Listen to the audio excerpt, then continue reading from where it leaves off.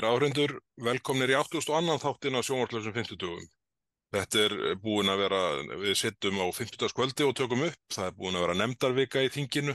Síðasta vika kláraðist þarna á föstudeginum með meðal annars atkvæðagreiðslu um útlendingafrumvarp dómsmálaráðherra og síðan hefur þessi vika, eins og ég segi, verið nefndarvika, þannig að það er svona verið að reyna að mjaka málum áfram.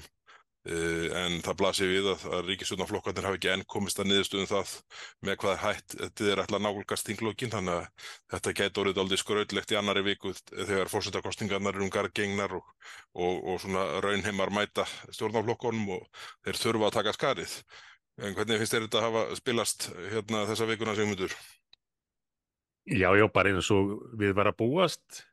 Orkan er dálítið mikið farin í forsetakosningar auðvitað. Eðli máls samkvæmt, og nú er þingið komið í forsetahlé. Það er að segja að það verða engin þingstörf fram yfir forsetakosningar til að trufla þær ekki, og lítið eftir af þingi að forsetakosningu loknum. Þú varst nú að telja þetta, var það ekki síðasta þætti? Manstu hvað eru margir dagar eftir? Þetta eru 8 eða 9 þingdagar eftir, þannig að það er ekki, og miðað við málafjöldan sem að getur talist stór og svo fattaði ég nú eftir upptalningun í síðasta þætti að það var fullt af málum sem ég glemdi sem eru þeirra gerðar að þau munu taka tíma og þvælast fyrir stjórnarflokkunum sérstaklega.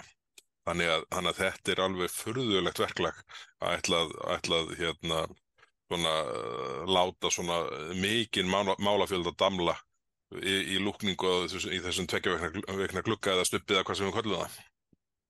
En eitt lítið mál sem að stjórnarflokkarnir höfðu talað sig upp í miklar áhyggjur af, það tókast nú áfram. Útlendingamálið litla. Já. Það var eitt og annað athyglisvert þarna í atkvæðagreiðslunni á föstudaginn, og það kannski kom nú ágætlega í ljós að svona ótti stjórnarflokkana við að leggja málið fram og það hversu langan tíma það hefur tekið að taka þeim til annar umræðu.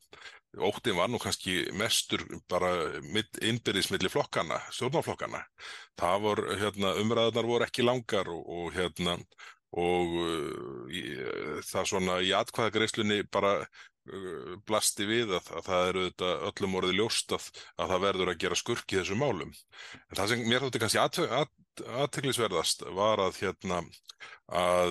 í atkvæðagreiðslunni þá kom breytingartillaga fram frá okkur um að það yrðu bætt inn þessum atriðum sem að snúa að þessum málum sem að duttu út frá framlagningu eða kynningu málsins í samráðsgátt stjórnvalda og þangað til að vera lagt fram í þinginu. Nokkur atriði sem að væru til bóta fyrir málið. Var það tekið út fyrir VG eða bara út af almennum ótta?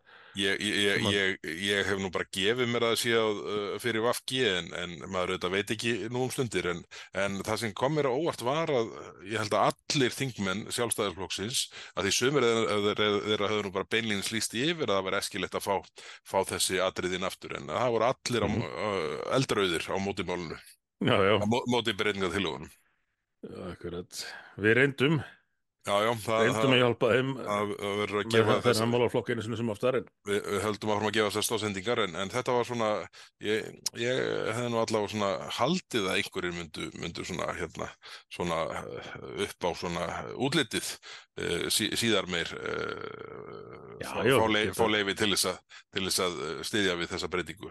Geta sagt að þeir hefðu viljað gera meira, þú veit að það hafi ekki tekist þarna, þá hefðu þeir gjarnan viljað sjá meira gert, en það var ekki, það var bara rauður á línuna. Já, þetta var áhugavert. Það var það, en það sem að mér fannst ekki síður áhugavert var afstaða Samfylkingarinnar sem að formaðurinn reiði nú á vaðið með og lýsti á nokkuð afdráttarlausan hátt. Samfylkingin var bara mjög gagnrýnin á þetta mál, jafnvel þótt búið væri að taka út þessi atriði. Já. Og í atkvæðagreiðslu þá ýmist sátu hjá eða greiddu atkvæði gegn ýmsum atriðum.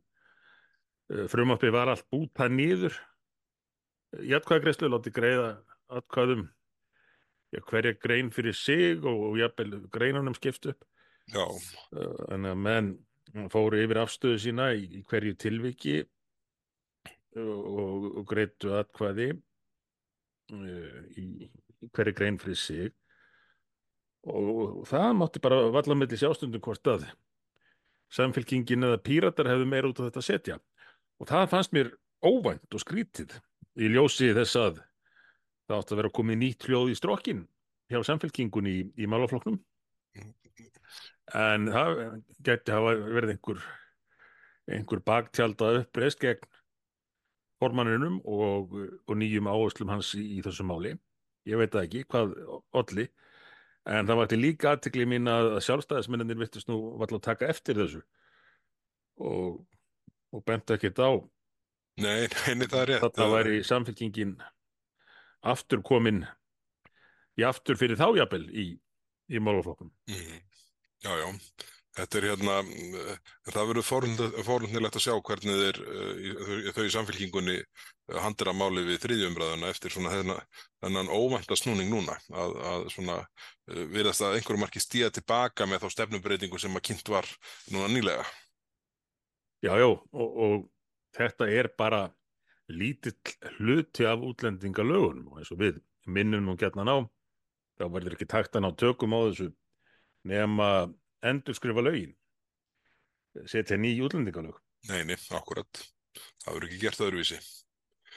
En síðan hérna við skiljum aðeins útlendingafrumvarpið og hérna það verður forvitnilegt að sjá hvernig því vindur fram í annarri viku þegar þingið kemur saman aftur. En það eru fjármálaáætlunin ennþá til meðferðar og það bara virðist engan enda ætla að taka svo harða gagnrýni sem kemur fram frá svona fagaðilum á aðhaldsleysið sem að ríkisstjórnin sýnir í þessari fjármálaáætlun. Sko það hvarflar ekki að mér að fjármálaráðherrarnir Bjarni Benediktsson sem leggur þetta fram á sínum tíma og Sigurður Ingi sem að svona, heldur á þessu í dag að það hvarflar ekki að mér að þeir hafi reiknað með svona hörðum viðbrögðum sem eru nú samt alveg sanngjörn og vel rökstudd en það sem kemur mér á óvart er hvað þau eru að koma víða að. Það virðast allir sjá að keisararnir berrasaður nema ráðherrar ríkisstjórnarinnar. Já, já. Enda hefur skort á veruleikatengingu hjá stjórninni þegar kemur að rekstri ríkisins. Það var nú svolítið skondið nýjast í fréttum, ég sá þetta í Viðskiptablaðinu held ég, eða á vefsíðunni þeirra, að fjármálaráðherrann er núna búin að skilgreina það að ríkisfyrirtæki séu látin borga meiri arð til ríkisins sem aðhald. Já, já. Og rökin átt að vera þau að þá fari þessi fyrirtæki ekki að fjárfesta í einhverju. Og hvað ætlar ríkið að gera við peningana? Ríkið er að setja peningana inn í hallareksturinn sinn sem að fyrir að miklu leyti í rekstur. Já, og bara sko bætir í jafnt og þétt. Við sjáum nú bara frumvörpum sem að sumir ráðherrar ætla að klára. Við sjáum þessa stóru aukningu í listamannalaunum, við sjáum nýja þjóðaróperu útgjöld henni tengt sem að virðast ekki hafa verið metin og það er út um allt í þessum frumvarpabunka sem að þau ætla sér að klára eru sko veruleg útgjöld sem að mér heyrist á öllu að sé sjaldnast gert ráð fyrir í fjármálaáætluninni. Þannig að þetta er óraunhæf mynd sem er teiknuð upp þar en því miður sko til verri vegar. Þannig að eða svona, myndin er bjartari heldur en raunveruleikin er. Og þetta og allt eftir að þetta blasir við þeim sem eru búin að greina þetta eitthvað á dýptina sem að ég er nú ekki viss að fjármálaráðherrann núverandi sé búin að gera. Nei, akkurat. Það er ekkert sem bendir til þess. Og síðan eru svona skilaboð sko að því að maður er nú þeirra skoðunar að það sé þó hvað ríkisútgjöldin varða þá séu ákveðnir málaflokkar sem að sé ástæða til þess að styðja betur við og bæta í jafnvel sko en þar við horfum til dæmis bara á það sem við verðum að gera í umhverju lögreglumanna þá er enn hert ólinn þar þegar manni sýnist svona kannski sá málaflokkur að mörgu leyti helst þurfa á innspýting að halda. Já. Og þó hafa þau oft reynt að afsaka þessi gríðarlegu útgjöld og hröðu útgjaldaaukningu með því að það sé svo dýrt að halda út í grunnþjónustunni og einhvern veginn orðið hlutfallslega miklu dýrari þá vantanlega heldur en nokkuð tíman áður. Þetta er ríkisstjórnin sem er búin að meir en tvöfalda já, hátt í allavega tvöfalda ríkisútgjöldin. Mhm. En það verðist þá ekki við um lögregluna. Þar ætlaðu við að spara. Já, já, þetta kemur fram á furðulustu stöðum hvar ríkisstjórnin treysti sér í aðhald. Og sama tíma og það hefur þetta verið mikil umræða þróun í samfélaginu sem kalli á löggæslu í Já, já, takt við óheilla þróun á ýmsan hátt, ekki hvað síst á sviði skipulagðrar glæpastarfsemi til að mynda sem að við höfum nú reynt að minna á og vísa því í skýrslur ríkislögreglustjóra.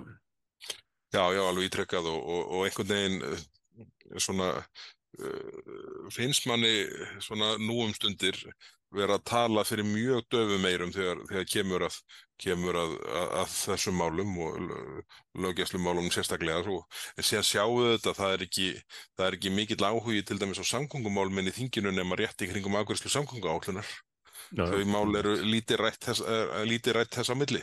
Já, Nokkrir þingmenn sem að hafa áhuga á þeim og bara þegar við höfum í huga hversu mikilvægar samgöngunar eru bara hvort sem litið er hér til höfuðborgarsvæðisins og þá sérstaklega út á landi að þá er það svona eitthvað sem að verður síðan iðurlega afgangsstærð og fremst þegar kemur að því að sinna niðurskurði það sem menn leggja til jafns niðurskurð á framkvæmda hlið eins og í vegagerð og síðan í rekstri sem er náttúrulega fráleit nálgun já, og alltaf ég þreytist ekki á gagnrýna hvað stjórnvöld eru lélegi í því að gera greinamun á útgjöldum til fjárfestingar og útgjöldum til reksturs. Það er hérna það er himin og haf á milli þeirra áhrifa sem að þetta tvennt kallar fram. já, og stundum held ég að fólki bara skilja ekki alveg munin þar á. Nei, ég held að það sé Þegar maður hlustar á þau verja Já, já. þessi útgjöld. Það er nú málið sko og skrítið í sjálfu sér sko maður skynjar þetta sömuleiðis bara á ráðherrunum sko þegar þeir eru að verja útgjalda þróunina hjá sér sko þá er ég leyfi mér að segja flestum þeirra nokkur fókus á greinamunin þarna á milli. Já, En svo er nú einn útgjaldaliður sem að ég held að vanti, þar þurfum að fara að gera sérstaklega ráð fyrir í fjármálaáætlunni framheldur sem horfir, að það eru sektir og bótagreiðslur ríkissjóðs. Nú stefnir í ég veit ekki með hvaða hætti matvælaráðherra ætlar að tala sig út úr hvalveiði klúðrinu sínu. Öðruvís en að það verði með verulegum bótagreiðslum og það kom nú dálítið á óvart Jón Gunnarsson þingmaður Sjálfstæðisflokksins mætti í viðtal í Bítinu í gær miðvikudagsmorgun held ég að það hafi verið þar sem hann fór yfir þetta og hversu slæmt þetta væri allt og ósanngjörn þróun gagnvart atvinnugreininu og þegar fólki sem hefur stundað hana með einum öðrum hætti beinum eða óbeinum. En það sem var athyglisvert í viðtalinu var að Jón upplýsti að þetta mál hefði verið rætt þegar ríkisstjórnin var skrúið saman upp á nýtt núna fyrir nokkrum vikum síðan. Þessi Frankenstein sem hefði nú aldrei átt að fara saman aftur. Maður skildi nú ætla það líka því að þetta er málið sem að var nánast búið að sprengja ríkisstjórnina á sínum tíma þar til að Svandís þurfti að fara í veikindaleyfi. Já, já. En sko málið er að Jón segir bara þarna frá því að málið hafi verið rætt og það hafi verið alveg skýrt af hendi framsóknarmanna og sjálfstæðismanna að hvalveiðum yrði ekki hætt. Heyrðu, og hvað gerir svo?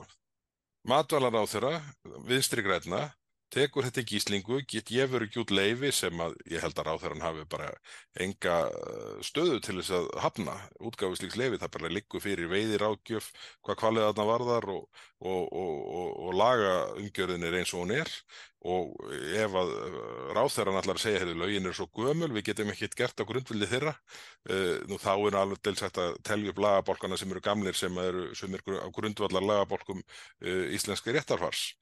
Þannig að það er auðvitað fráleit nálgun og ef þetta var svona ómögulegt þá hafa ráðherra Vinstri grænna og aldeilis verið í færum til að gera breytingar á þessum lögum á fyrri stigum. Áhandi verið með þetta ráðuneyti allan okkar hríð.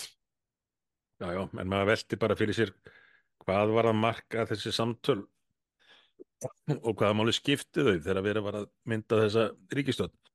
Já, það virðist bara vera að þarna hafi eins og svo oft vil verða orð verið ódýr og það, Orkumálin, útlendingamálin, já, já, ríkisfjármálin. Það var engin eftirfylgni er alvara engin. bak við þetta. Nei, það er nefnilega það sem virðist vera staðan. En sko þetta er svo skrítið að því í hvalveiðimálinu, þetta er svo afmarkað mál sem er að mörguleiti svo auðvelt að ná utanum. Og meiri segja sko hver sem afstæðamann er til hvalveiða. Þá held ég að sé engin nema þessir tveir ráðherrar Vinstri grænna og kannski nokkrir úr þeim þingflokki sem að svona láta sig hafa það að fylgja með að reyna að verja þessa dellu. En sko það er ekki, jafnvel þeir sem eru á móti hvalveiðum get ekki með nokkru móti stutt við það verklag sem þarna hefur verið viðhaft. Og núna er ráðherrann væntanlega að ná öðru árinu í röð þar sem að ráðherrann, fyrst Svandís Svavarsdóttir og síðan Bjarkey Olsen núna, skapa ríkinu skaðabótaskyldu. En Og það það virðist eru vera sko, alveg samum það þessum ráðherrum, já, skaðabætur, því að þeir þurfi ekki að taka neina ábyrgð. nei, Það eru skattgreiðendur sem eru látnir taka reikningin. já, Á þess að ráðherran þurfi að taka nokkra einustu, já, það verður nokkra afleiðingar gjörða þeirra fyrir þá sjálfa. nei, þeir yfta bara öxlum og segist þeir í pólitík. Það er náttúrulega kæmist enginn upp með þannig að ráðherra Vinstri grænna, sko. Það Já, já, það er nú fundist að hinnir fara frjálslega með peningin þegar það eru skattgreiðendur sem að eiga hann. já, það er rétt, ég var á sanngjarn þarna. Það er líkt á mig komið. En sko ég held að sko þetta hvalveiðimál, núna ætlar hún ef allt væri eðlilegt og leyfið löngu útgefið, þá væri vertíðin að byrja núna 1. júní. En það skip er bara siglt. Svona, ráðherrann gefur ekki svona leyf út korteri fyrir vertíð sem þarfnast undirbúnings. Sko, þeir sem starfa í við þetta, þeir eru ekki hilluvara sem er bara sótt þegar hentar. Þetta er alls konar undirbúningur sem það eiga sér stað. Já, í mörgum tilvikum eru menn að taka sér frí frá öðru og Já, og gera hinnar ýmsu ráðstafanir. Og svo þarf auðvitað alls konar aðföng sem að tekur tíma að stilla af og panta, þannig að þarna er bara aftur verið svona að vera að reyna að nota aðferðina sem að Reykjavíkurborg hefur reynt að nota gagnvart flugvellinum, að drepa þessa starfsemi með svona tæknilegu róttæki. Og þessi vegferð þetta byrjaði með þessum furðu reglugerðum Svandísar fyrir allir ekki komin 2 ár síðan með eftirlitsæfingarnar sem náttúrulega voru algjörlega ótrúlega aðgerð og skrítið að samstarflokkarnir hafi látið átöluslaust, en þar máttu þetta sjá hvaða vegferð var byrjuð og það hefur ekkert komið á óvart síðan, nema kannski hversu ósvífnir ráðherrarnir tveir hafa verið í þessum efnum. Já. En eins og ég segi nú stundum, það er kannski ekki hægt að skammast bara út í þá fyrir utan sko virðingarleysi þeirra gagnvart skattpeningum. En sko þetta er stefna þeirra. Þannig að þess vegna hefði maður nú haldið að sko þetta hefði verið rammað inn og klárað í þessum viðræðum sem að Jón Gunnarsson hefur núna upplýst að hafi verið gert.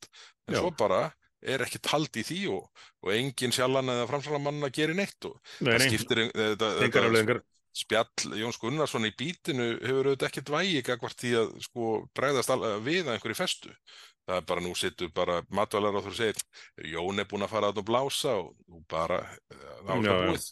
Það er ekkert meira.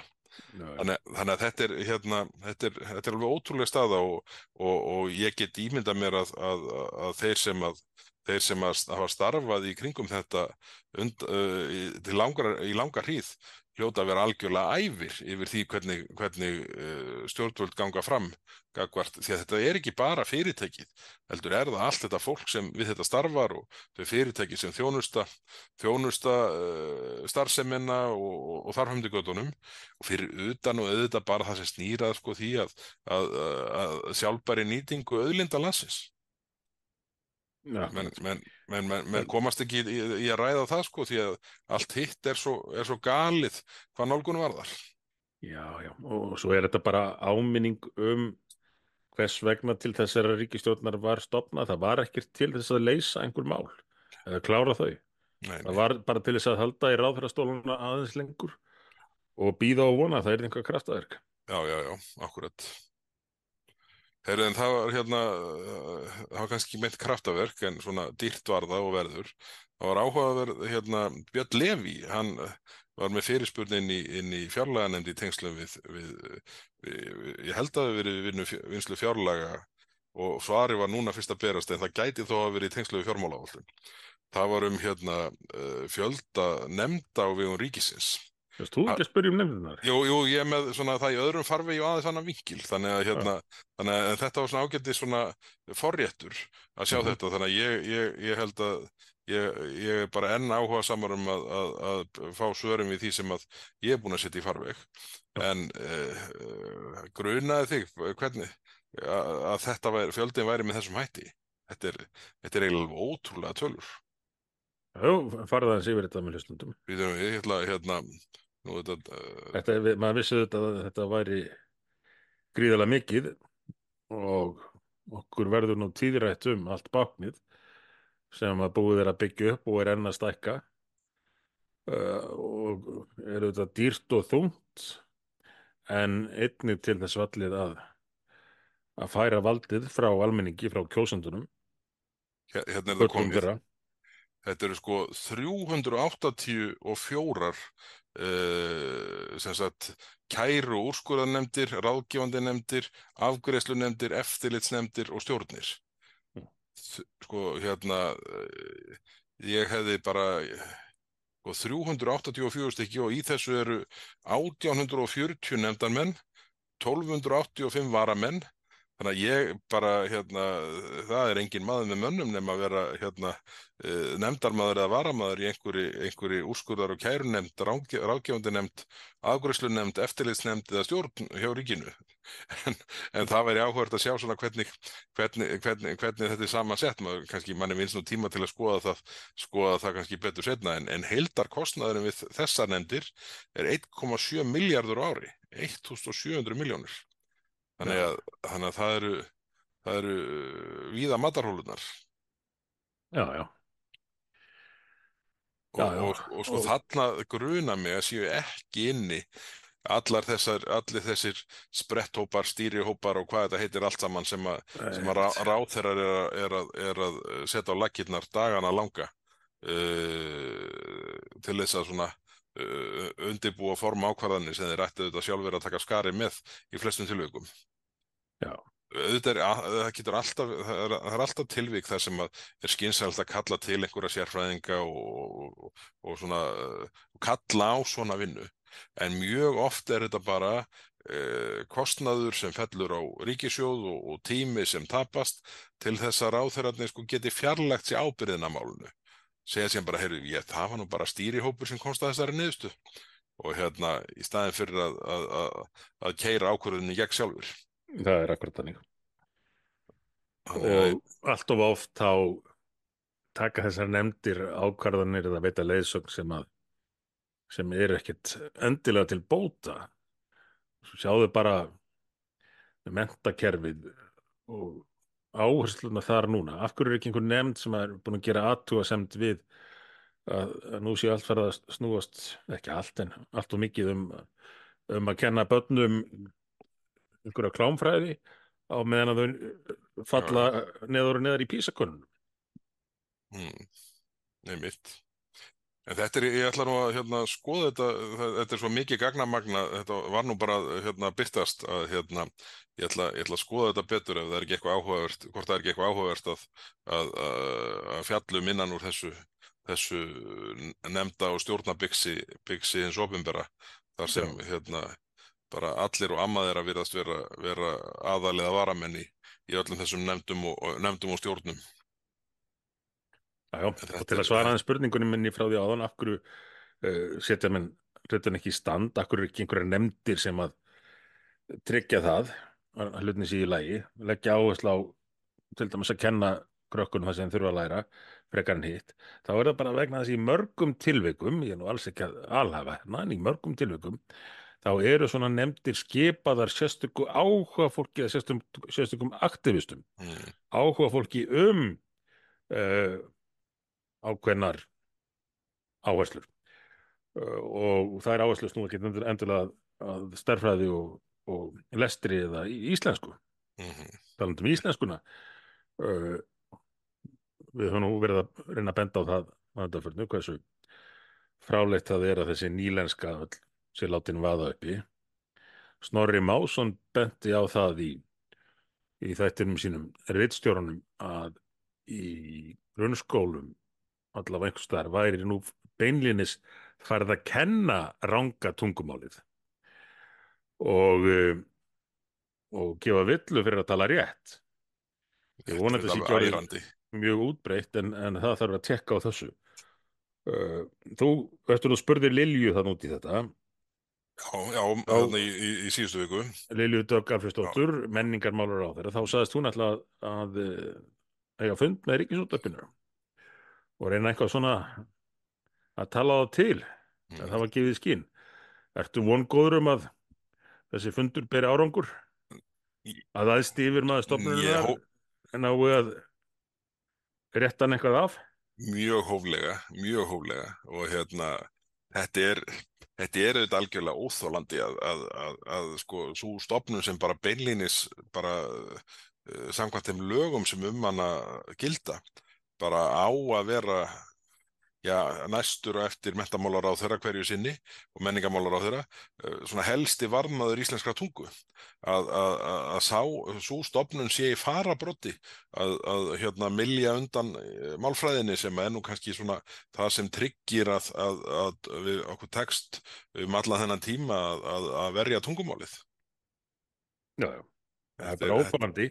það er Það alveg sem er algjörlega óttast er að óþolandi. ráðherrann mæti bara þarna drekki eitt kaffibolla með einhverjum fulltrúum Ríkisútvarpsins sem að hlusti og segi já, já, við höfum nú ekkert verið að reka neina sérstaka stefnu í þessu og þar láti menn við sitja og svo bara haldi menn áfram að sinni braut. Þá auðvitað það á Ráðherrann ger ekki neitt. Já, þá auðvitað á ráðherrann að segja, heyrðu, nú ætlið þið bara að fara að reka þetta eftir samkvæmt stefnu og Já, stefnan er svo að hér verði tölu íslenska.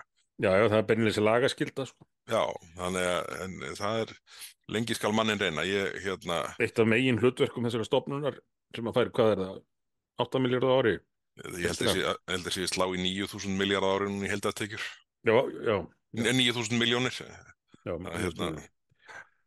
Þetta er ótrúlega tölur en mér skilst að mér sem málfarsráðunautur Ríkisútvarpsins hafi reynt að verja þessa dellu og þá velti maður nú fyrir sér hvort að viðkomandi sé á réttum stað í lífinu. já, menn verða svo meðvirkir þarna innan Ríkisútvarpsins. Þessi vill vantanlega halda vinnunni og, og vera í náðinni hjá rétta fólkinu þarna. Já, já, En já, já, akkurat. svo reyndum menn þannig að útskýra það væri bara ágætt að menn töluðu sko hver á sinn hátt einhvern veginn, Já, bara hver sína eins og menn íslensku. vilja, sem er náttúrulega algjörlega fráleitt, jafnvel þó við lítum fram hjá lagalegum skildum þessari stofnunar en á þessum tímum fyrir alltaf verið að tala um skautun og við þurfum að sameina þjóðina og svona, að fólk væri þá að tala sitt gott tungumálið og þú getur greint jafnvel pólitíska afstöðu eða hversu mikill réttrúnaðar maður þú ert út frá réttrúnaðar maður eða vandræðar maður út frá tungumálum sem hún talar. Já, já, Það er ekki til þess fallið að sameina þjóðina öðru nær. Og svo tek ég líka eftir því að þeir sem að reyna að verja þetta virðast almennt ekkert átta sig út á hvað þetta gengur og kasta fram einhverjum frösum inngildingu og umburðarlyndi og allt þetta eins og það á einhvern hátt hjálpi til í jafnréttismálum eða gagnvart þessum kynseginmálum og því öllu að fara að tengja það hvernig menn tala við kyn fólksins sem umrætt frekar en kyn orðana. mm, Því já, að já, ef að talsmátinn tekur fyrst og fremst með af kyni orðana eins og bara eðlilegt í íslensku, þýsku, ítölsku og frönsku og spænsku og rússnesku og svo framvegis. Nú þá ertu ekkert að greina á milli kynja. Uh, í enskumælandi löndum sem er ekki með þetta fyrirkomulag að orð hafi ólíkt kyn, þá eru menn farnir að lenda í mestu vandræðum Já, áður þurftir að segja he or she og nú eru þeir farin að segja he or she or they or them or she og þá tekur þið engan endi. Ef það sérstaklega að vera að greina sko, hvert kyn sem gæti átt í hlut í setningu eftir setningu. Þannig að þá verður það ópraktískt. Þannig að þetta er allt einhverjar tómar þessagnir og miskilningur. Já, já. Veitu, hvernig þú varst með helja grein í Morgunblaðinu þetta, var það ekki á föstudaginn síðasta? Á fimmtudaginn. Nei, fimmtudaginn síðasta, já, já, alveg rétt, alveg rétt. Fyrir áhörnendur sem að mista henni þar, þá voru hún aðgengileg á heima, er það ekki á síðunni á þér, sigmundardavíð.is. Sigmundardavíð.is, jú. Mm. Ég sá nú ég þarf að fara að uppfæra síðuna samt. Uh, já, myndin af mér er, held ég, frá því fyrir kosningar 2009, það er nú allt í lagi, en það, ég þarf að svona hressa upp á þetta og bæta hann inn efni. Já, það er En þarna er allavega komið nýtt efni, þessi grein er aðgengileg hana. Heyrðu, ég var að fara inn á þetta, þessi áhörundur verða nú bara farin á sigmundardavíð.is bara til að sjá þessa mynd. Ég man ekki eftir, þetta er ekki síðan 2009, þetta er fermingamyndin að þér. Ég hef nú séð myndin af þér sem að byrtist í Morgunblaðinu þangar til bara í fyrra. Ok, ég sem við köllum jafnum fermingamyndina. Já, það er rétt, það er rétt. Ég var lengi að uppfæra hana. En ég byrjaði í pólitík, ungur maður. Þetta er elsta mynd sem ég séð þér. Þetta er ekki taka þessa mynd út. Þú mátt setja einhverja svona, úr nútímanum minn, en það er ágætt að hafa þessa þarna inni. En hún er allavega aðgengileg bæði á sigmundardavíð.is og ég sé hún er líka inn á miðflokkurum.is þar sem að er svona yfir yngri myndaðir sýnist mér. Já. Og rétt að því ég komið þar inn þá er vöfflukaffi í Hamraborg 1 á laugardaginn milli 10 og 12 þar sem að Magnús Þór Jónsson formaður Kennarasambands Íslands verður með framsögu til að fara yfir svona málefni grunnskólans og mikilvægi menntunar. Þannig að svona nálgun er skólastarf á Íslandi aukin gæði allara þá með raddir skólafólks í fyrirrúmi. Þannig að bara þeir sem eiga heimagengt endilega skella sér þangað og fá sér framúrskarandi góðar vöfflur og hlusta á þetta. Jú, maður gera. Þessir fyrirlesarar sem koma í vöfflukaffið úr ýmsum áttum eru oft mjög góðir. Já. Áhugaverðar umræður. Þetta er semst í Hamraborg 1 þriðju hæð á laugardaginn milli 10 og 12. Hamraborg 1, já. Já, en skal ég segja þér, þetta er, já, en ég held að þetta nýlensku mál, ég trú á þetta eftir að lifa dálítið bara sjáum bara hvað viðbröðin voru gríðarlega mikil og afstaða almennings mjög ákveðin. Það var ekkert hálfkák í þessari einu könnun sem maður hefur séð þetta sem var á bylgjunni en ég hef aldrei séð jafn hátt hlutfall velja hæstastig andstöðu við mál. Fólk er nú yfir gjart á að taka næst efsta stig þó það sé með harða afstöðu en þarna var bara 75% bara mjög andsnúin þessari þróun. Já, fólki þykir vænt tungumálið og ég held að flestir gerir sér grein fyrir því hversu fráleitt þetta er. Enda eins og ég nefndi áðan, þeir sem að fyrst og fremst verja þetta virðast ekki skilja alveg hvert þeir eru að fara eða út á hvað þetta gengur. Þetta er bara enn eitt dæmi það hvert málið af öðru, í þessu tilviki tungumálið, er lagt undir löngunina til að dyggðaflagga. Já, akkurat. Reyna að sýna það á einhvern hátt að þú sért í réttu liði. Jafnvel að því marki að menn fara að tala viljandi rangt mál og í þessu tilviki með hætti sem er beinlinis óæskilegur fyrir þá sem að raunverulega vilja að allir séu með þegar að við erum að tala tungumálið og það sé hægt bara að vísa til allra í einu fremur en að þurfa að telja upp alla hugsanlega hópa fólks með því að vísa sérstaklega í það. Já, akkurat. Í sí, they, them, sí og allt það. Já. Heyrðu, áður við skellum okkur í smá útlandahot þá eiginlega verðum við að taka frétt sem var svona barst í dag af því að engin hlutdeildarlán hafi verið afgreidd núna allnokkra hríð og engin slík verði afgreidd fyrir en fjáraukalög hafi verið samþykkt. Þetta var nú fyrir séð að þessi ágæta leið sem að hlutdeildarlánin eru væri þeim annmarka búin að þetta væri einhvers slags lotteri sem fólk lendi í út frá því hvenær það gerir tilboð í sína fyrstu eign og fengi tilboð samþykkt. Já, Þetta er auðvitað staða sem er alveg svakalega ósanngjörn gagnvart þeim sem eru að koma inn á íbúðamarkaðinn og það verður nú að finnast lausn á því að þetta geti gengið fram með þeim hætti að svona, það styðji við séreignarstefnuna svo sem býsna margir virðast vera búin að gefa upp á bátinn en ekki við. Og og þannig að þetta kerfi virki en verði ekki bara til þess að svona svekkja fólk og gera það í rauninni gera því enn erfiðara en þarf að vera að komast inn á markaðinn. já, já, þetta er auðvitað algjörlega ótækt og margt af þessu fyrirsjánlegt. Við vorum búin að tala um eitt og annað í þessu og aðrir höfðu varað við ýmsum atriðum þarna.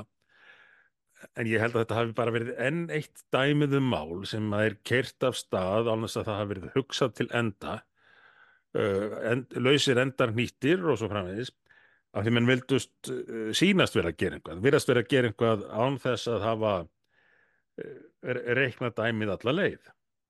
En það er hægt að laga þetta og nú þarf bara að gera það og gera það þá að svona meiri nákvæmni og heildarsýn, framtíðarsýn heldur en áður birtist hjá þeim. Já, já. Hvort að þessi ríkisstjórn leysir það er svo annað mál í ljósi þessum að við höfum verið að ræða. Já, já, það kemur ljós en það er öllum falli þarf að forma þetta kerfi sem að eins og ég sagði að hann styður við séreignarstefnuna sem að margir eru búin að gefa upp á bátinn en við alls ekki að það þarf að ramma þannig inn að það virki og setja gags en búi ekki til einhverja rúllettu sem að fyrstu kaupendur einhvern veginn taki ómeðvitaðir þátt í. En áður við förum alveg til útlanda þá þurfum við eiginlega millilenda, það var áhugaverður dómur sem var að falla hjá EFTA-dómstólnum þar sem að neytendasamtökin hafa verið að sem sagt taka slagvarðandi skilmála lána með breytilegum vöxtum og að þeir sé ekki nógu skýrir og mér sýnist á öllu að EFTA-dómstóllinn sem að ég held að verið leita ráðgefandi álits þaðan en það af bæði landsdómi og héraðsdómi allavega Reykjavíkur og Reykjanes segir mann rétt en þetta virðist vera bara fullnaða sigur, algjört yppon niðurstaða EFTA-dómstólsins hvað þetta varðar og það verður áhugavert að sjá hvernig svona hvaða línu innlendi dómstóla leggja hvað varðar uppgjör þessara lána. Það er svona fer nú ekki fjarri að þarna geti verið svona allavega einhver vísir af gamla gengislánadóminum þeim málum sem er þá að svona rúlla af stað þarna. En þetta eru alvöru tölur og þetta fer nú væntanlega mikið eftir því hvaða línur héraðsdómur og síðan landsdómur og væntanlega Hæstiréttur, Landsréttur og síðan Hæstiréttur segi leggja. En þetta er, ég held að sé verið að tala um að þetta séu einhvers staðar geti verið upp undir 90 milljarðar í heildina. Þetta er mál sem Ingvi Hrafn Óskarsson sótti fyrir hönd Neytendasamtakanna og búinn að fylgja þessu alveg frá héraðsdómi og heldur því áfram þarna úti. Þannig að þetta verður forvitnilegt að fylgjast með þessu. Já, sannarlega mjög afgerandi niðurstaða en við höfum eftir að sjá hvernig íslensku dómstólarnir vinna úr þessu. Það verður mjög áhugavert að fylgjast með því. Akkurat. Herra, nú fyrir við aðeins til útlanda. Rigning fyrir utan Downingstræti. Þetta var dálítið skrítin uppákoma þarna í gær þegar Sunak tilkynni sumarkosningar.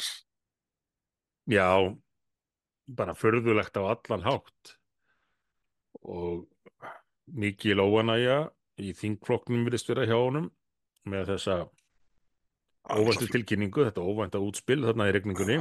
Þeir eru flestir að fara að leita sér að nýri vinnu eins og þetta lítur út núna. Já, og íhaldsflokkurinn í Bretlandi einhvern veginn alveg týndur og búinn að vera í sjálfseyðingar ham býsna lengi og ýmsar skýringar á því eflaust en á köflum hefur þetta verið bara mjög farsakent hjá þeim frá því að þeir fóru að reyna að ýta Boris út og svo tók bara hvert vandamáli við af öðru en tókst mjög erfiðlega að leysa þau megin mál sem að flokkurinn hafi verið kosin út á að leysa.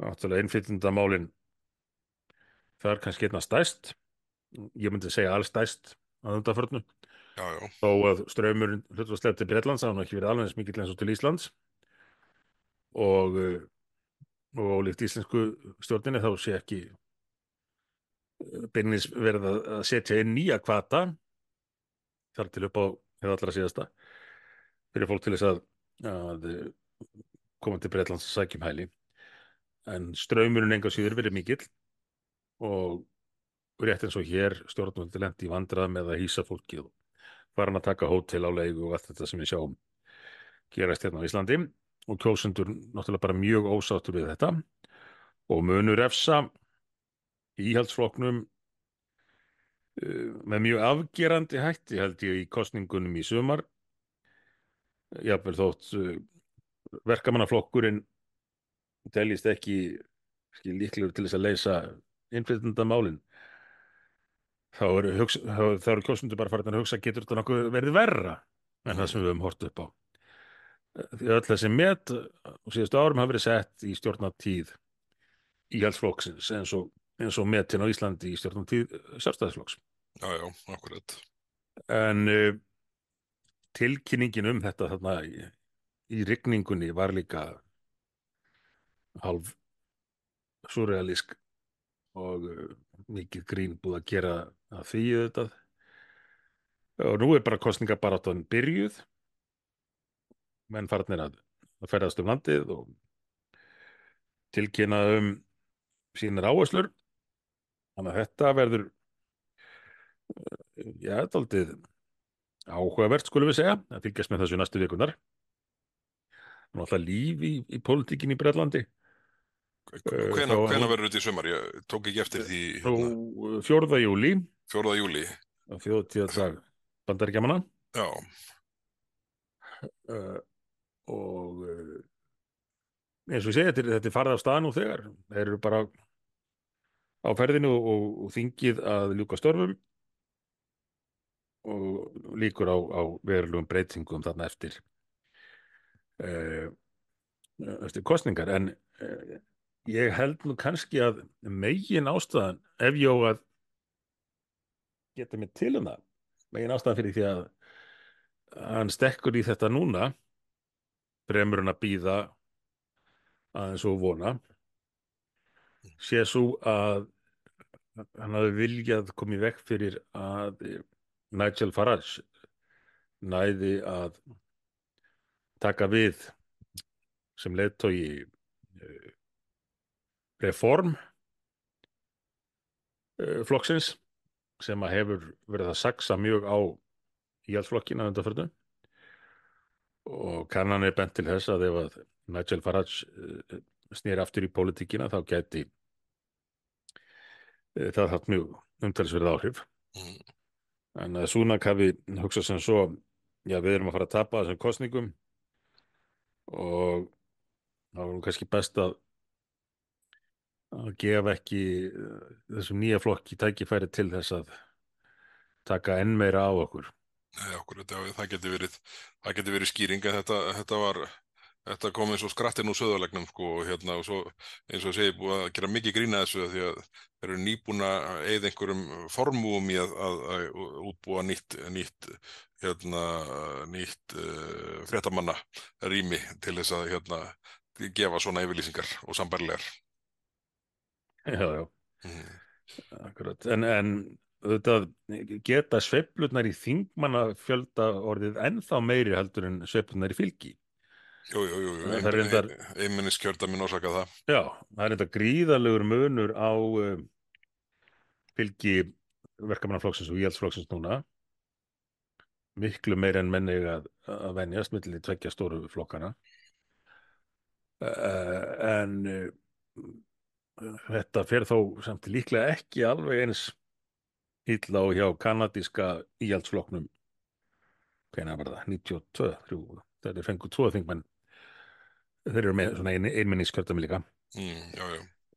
En af sömu ástæðu þá geta nýjir flokkar átt mjög erfitt með að ná árangri, eins og þessi reform sem hefur nú mælst með þetta 12, jafnvel 15% og oft meira heldur en frjálslyndir. Mhm.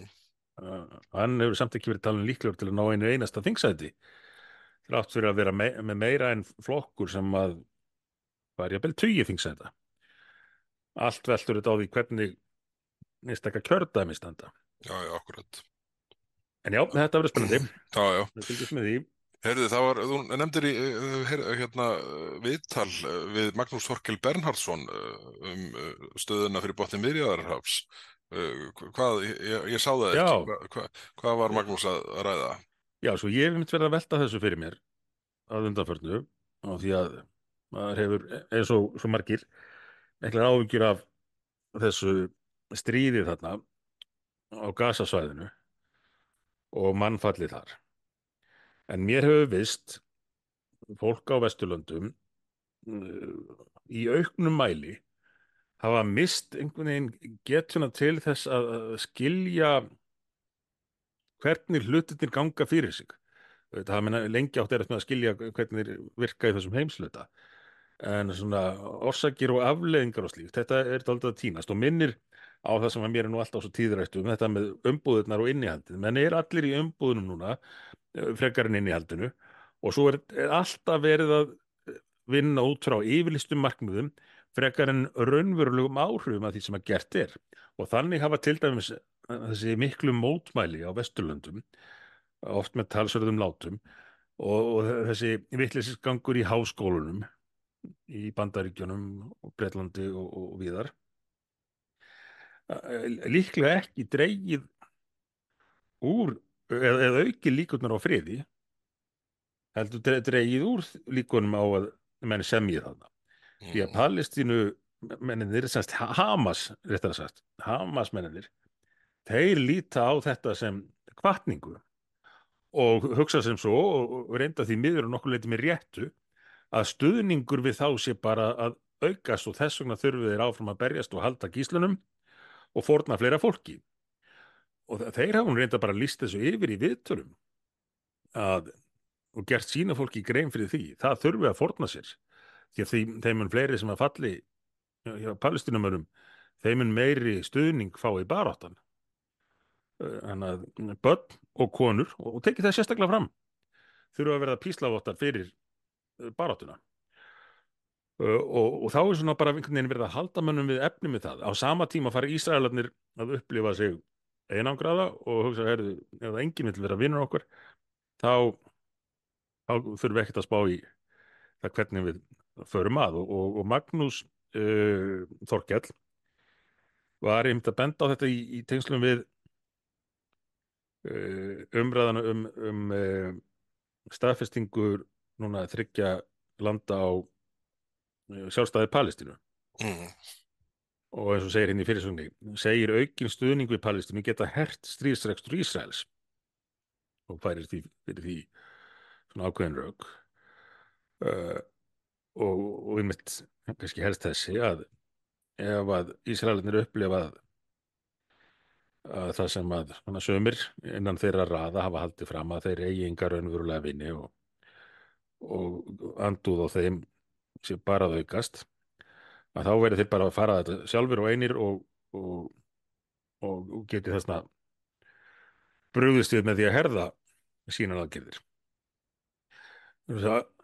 Að það skortir svo á, finnst mér, taktíska hugsun og að menn gerir sér grein fyrir afleiðingum þess sem gert er á Vesturlöndum í það. Það er út af því að hér erum við alveg bara dottin í umbúðamennskuna og yfirlýstu markmiðin. En það hvað gerðist leið og var tilkynnt það að þessi lönd, fyrst þessi þrjú og svo hugsanlega einhver fleiri, ætluðu að lýsa viðurkenna sjálfstæði Palestínu á þessum tímapunkti. Það er kannski svolítið öðruvísi ef það hefði gerst áður en að stríðið hófst eða eftir að menn sjá til lands með stríðslokin. En þetta gerst á þessum tímapunkti. Nú þá stökku Hamas-mennirnir á þá, sendu frá sér tilkynningar að þetta væri staðfesting á því að þeir væri að gera rétt og afrakstur baráttu þeirrar, sleitulausrar baráttu gegn Ísraelum. Já, já. Þannig að þeir túlka þetta náttúrulega bara sér í vil og segja við sitt fólk, heyrðu, nú þurfum þið bara hérna að þola stríðið áfram því að þetta er að skila okkur stuðningi. Þannig að hvort sem eru Ísraels megin, svo má segja að Palestínu megin í þessum deilum, en vilja samt frið, og ég ætla að vona að allir vilji helst að þessu ljúki bara strax í dag og komist á friður, þá þurfum við aðeins að hugsa, sko, hvað er líklegt til að skila friði, en ekki að æða áfram með aðferðum sem að jafnvel geta ýtt undir á friðinu. Nei, akkurat. Þetta er áhugaverð greining á þessari stöðu og og þetta kom nú svona ýmsum á óvart að þetta yrði niðurstaða þessara þriggja þjóða núna en svona er þetta. Já, menn verða velja rétt að tímapunktin búa til réttu hvatana. Já. En heyrðu, við þurfum að kalla þetta gott í kvöld. Það verður allt komið á, í næstu viku er ekki líklegt að við tökum smá forsetasnúning þá. Þá er korter í kosningar. Þingi verður alveg í svona hléi frá bæði störfum í þingsal og nefndafundum. En mér segi nú svo hugur að það verður nú eitt og annað sem kom upp en það verður nú eitthvað í tengslu við forsetakosningarna sjálfa sem verður örugglega áhugavert að greina að vikuliðinni. Já, en hvað getur maður sagt? Við pólitíkusinnir, við megum ekkert skipta okkur að þessu. Nei, við erum auðvitað bara hlutlausir álitsgjafar í þessum efnum. Heyrðu, en kæru áhorfendur, takk fyrir að hlusta í dag og við heyrumst aftur á viku liðinni. Það verður síðan, það er ekki fyrr en eftir þá viku sem að þingi fer af stað aftur og þá verður allt í hersundum og ég held að það verði áhugaverða 2 vikur sem gætu þó enda þannig að það gerist lítið sem ekkert eins og við þinglok í fyrra. Það sem að allir voru sendir heim svona vegna þess að ríkisstjórnarflokkarnir komu sér ekki saman nokkurn skapaðan hlut, en við sjáum hvað setur og við mætum hér aftur á vikuliðinni og bara þökkum ykkur fyrir að hlusta í dag og segjum bless. Takk fyrir, bless.